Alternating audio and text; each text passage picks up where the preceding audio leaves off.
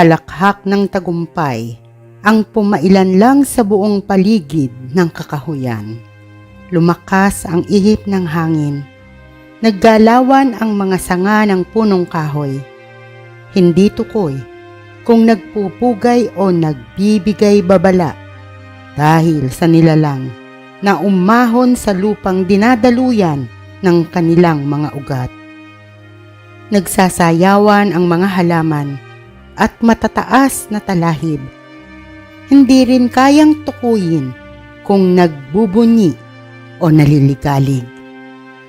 Ilang sandali pa, nabalot na ng katahimikan ang buong kakahuyan. Ang malakas na paghinga ng bumangong bangkay na sinasalita ng mahinang pag-ungol ang tanging naririnig. Ang naglalago tukang buto na waring ibinabalik sa dating porma ay nakakikilabot sa pandinig.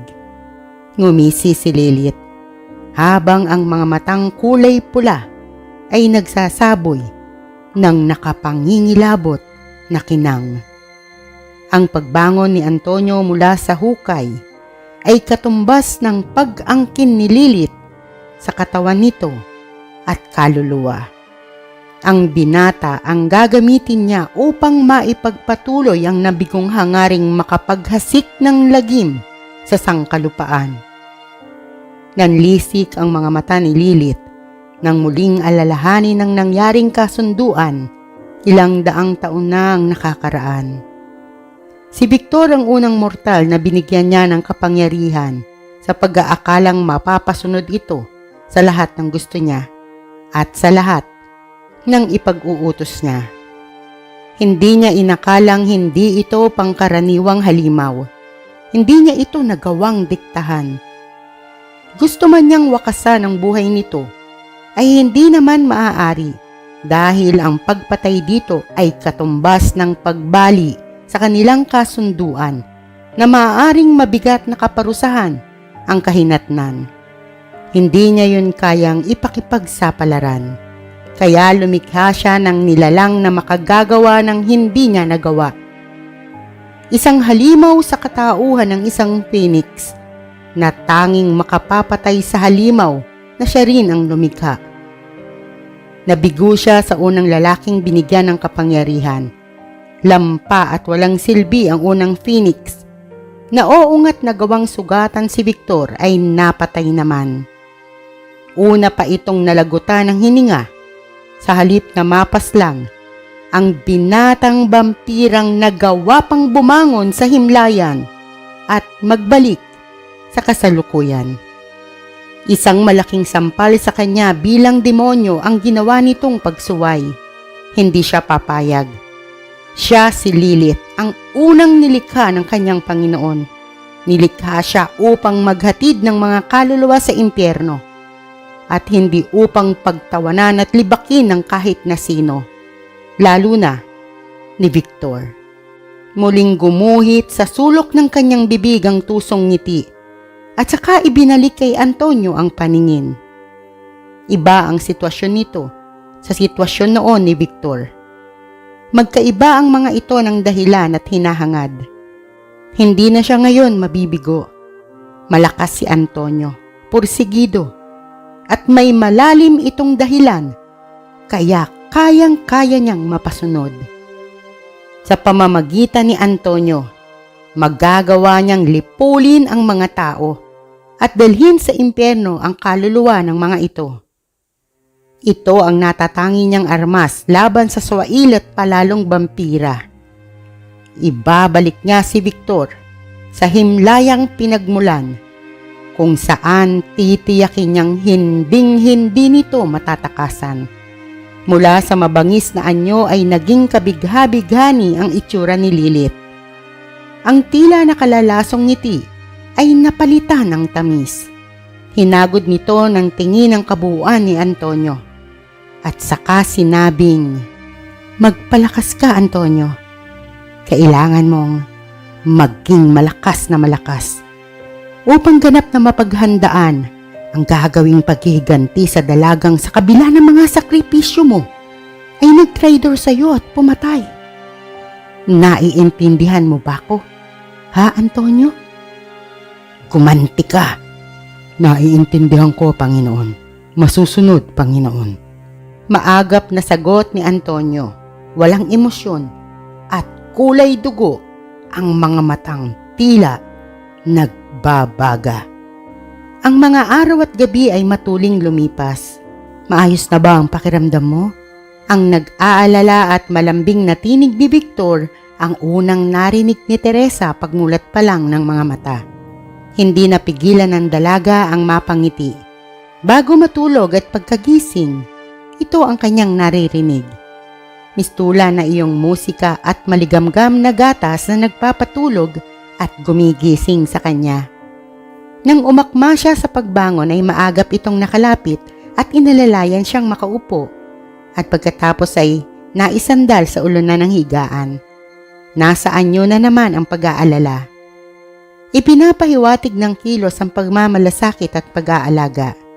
Maginoo at mabuting tao.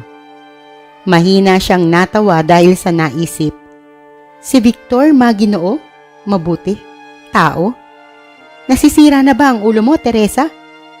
Wala ang mga katangiang iyan kay Victor. Panunodyo niya sa sarili. Muli siyang natawa kaya sinapo agad ang sariling bibig habang pinipigilan ang pagyugyog ng mga balikat. Napakunot ang noo ni Victor. Nataranta na naman. Naisip na epekto pa rin ang paglaban ni Teresa sa kanyang mahika ang nangyayari sa dalaga. Teresa, bakit? May masakit pa ba sa'yo? Saan? Ano? Dahil sa ikinilos na iyon ni Victor ay lalo namang natawa si Teresa. Umiling siya bilang tugon. Sapo pa rin ang bibig upang walang likhaing tunog.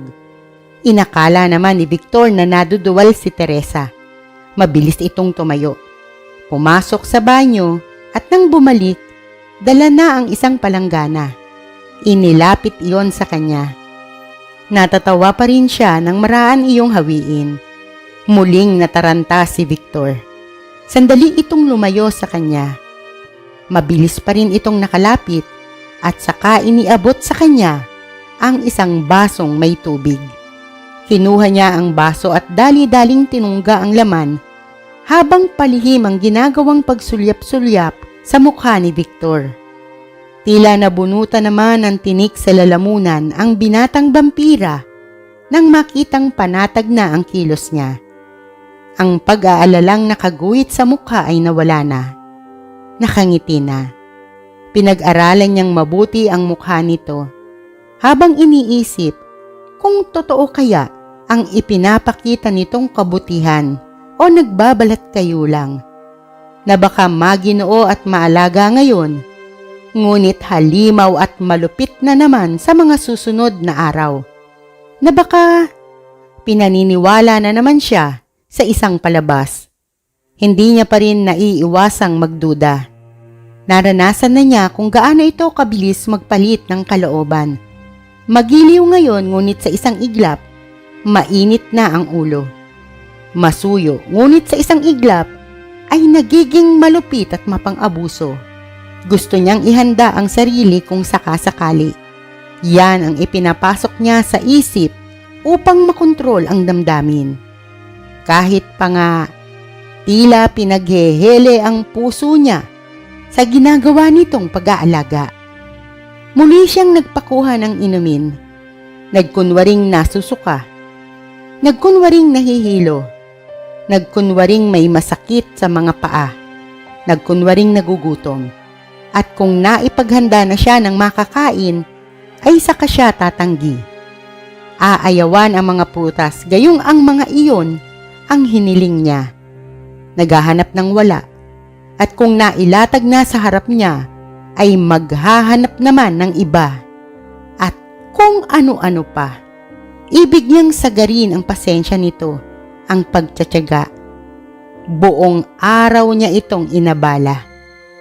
Hindi pa natatapos sa iniuutos niya, may kasunod na agad.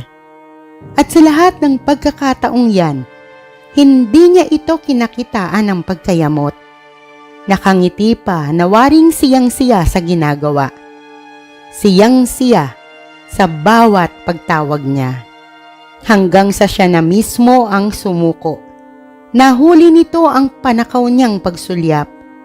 Nang ngumiti ito ay tila ba bumagal ang takbo ng orasan. Dahan-dahan ang naging paggalaw, kaya napagmasdan niyang maigi ang makisig nitong mukha. Otomatikong lumapat ang palad niya sa tapat ng kanyang dibdib kung saan ang pusong nasa loob ay pumipintig ng malakas at mabilis. Pagkabog na noon niya palang naramdaman, damdaming noon niya palang naranasan. Kay Victor pa lang at hindi kay Antonio na kanyang kasintahan. Paulit-ulit niyang tinatanong ang sarili. Paulit-ulit niyang sinasaway ang damdamin. Ngunit, paulit-ulit ding walang nangyayari. Nang gabing iyon ay maaga siyang nakaramdam ng antok. Wala siyang ginawa maghapon kung hindi ang magpahinga. Ngunit tila hapong-hapo ang pakiramdam niya. Nakangiting mukha ni Victor ang tinitignan niya habang pinipikit dilat ang namimigat na mga talukap. Ang magaang nitong paghalik sa kanyang noo ang tuluyang nagpasara sa kanyang mga mata at mahimbing na nakatulog. Nasa kalaliman ang gabi nang maalimpungatan siya. Wala si Victor sa higaan. Wala sa tabi niya. Nakaramdam agad siya ng pagkabalisa. Pabalikwas na siya sa pagbangon nang iluwa ito ng pinto. May dalang tray, may pitsil ng tubig at baso. Mabilis niyang ipinikit ang mga mata. Naramdaman niyang ibinaba nito sa lamisita ang dala. Naramdaman din niya ang paglapit nito sa kama. Ang pag-ayos sa kumot na nakatakip sa kanya at ang paghiga sa tabi niya. Ipinagpatuloy niya ang pagpapanggap na natutulog at saka pumihit patagilid, paharap dito. Lihim siyang napangiti nang maramdaman ang pagdampi ng hininga nito sa kanyang mukha. At nang idantay nito ang kamay sa kanyang braso, napanatag na ang loob niya. Dala ng damdamin at agaw-antok na nararamdaman, hindi na niya namalayang bahagya niyang isiniksik dito ang katawan. Nag-iba na ang ihip ng hangin, tuluyan na kayang magkulay rosas ang paligid kina Teresa at Victor? Muli niyo po akong samahan sa susunod na kabanata. Maraming salamat po sa pakikinig. Ito po ang inyong Ate Kilabot, Ate Doris, na pansamantalang nagpapaalam, ngunit muling magbabalik sa ibang araw upang ipagpatuloy ang ating kwentuhan.